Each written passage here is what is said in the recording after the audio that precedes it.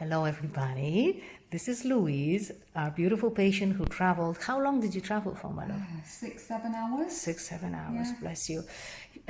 She had very important observations, which I really think a lot of patients like Louise relate. That journey of finding the clinician who can understand the suffering that took place for so long, how it affects other aspects of you, and that when you're finally understood, the emotions kick in, and just so that patients can feel comfortable to express themselves. And yes, please just tell our patient that how it felt, and maybe that they're not alone. And Yeah, so when I arrived today, we was having a conversation and we were laughing about the last time that I was here, because when I was here and I was explaining my symptoms and my story, the chronic pain, the chronic fatigue, the migraines, I just became overwhelmed with emotion and I was crying quite a lot.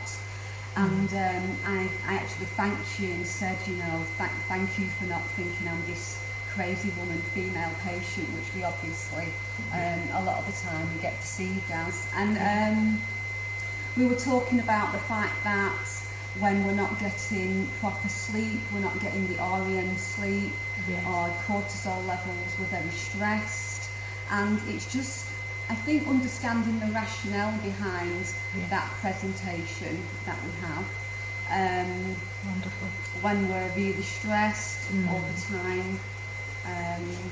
And it just perpetuates, and I think you're trying to be brave, hold it, and suddenly when you're understood, it just floods, and that's very valuable to just get it out, have a good cry, because those emotions have been suppressed and held for so long. It's like a sinus, going up and down, where you have doubts, will I ever come out of this, and suddenly you feel there is a chance.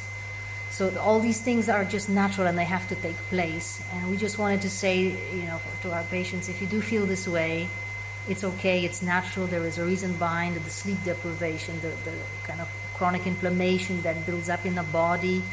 It's harder to control emotions, so just go for it, and just start the healing process. Yeah, because obviously when you're producing cortisol all the time, your master hormone, you're not producing as much estrogen and progesterone and those anti-inflammatory hormones as well. Exactly, you are in a survival mode, the chronic sleep deprivation, where you're interrupted to rest because there's an alert, you're not breathing, please wake up, we need to kick in the stress hormones, the sympathetic nervous system, and you're in that overdrive for so long, it burns you out. And yes, emotions appear and they just have to come out. Yeah, so I think the message is that presentation is normal. Yes. And it's about having compassion and forgiveness for self, understanding for self. Wonderful.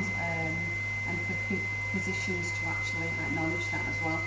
Thank you so much, Louise. I'm really thankful for that message, and I hope it will reach a lot of clinicians who don't, if you don't feel confident, you don't have to treat the patient, but just be understanding, and you can guide them to clinicians who are happy to take care of them. Yeah, I'd say see beyond the emotion. The emotional presentation is a symptom.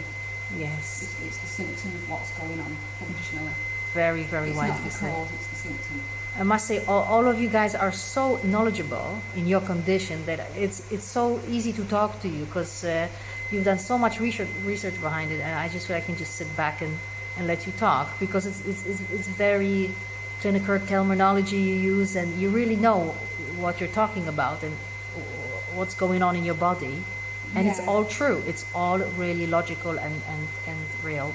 So thank you, my love, and I hope things will progress in a good direction. Yeah. Take care. Bless you.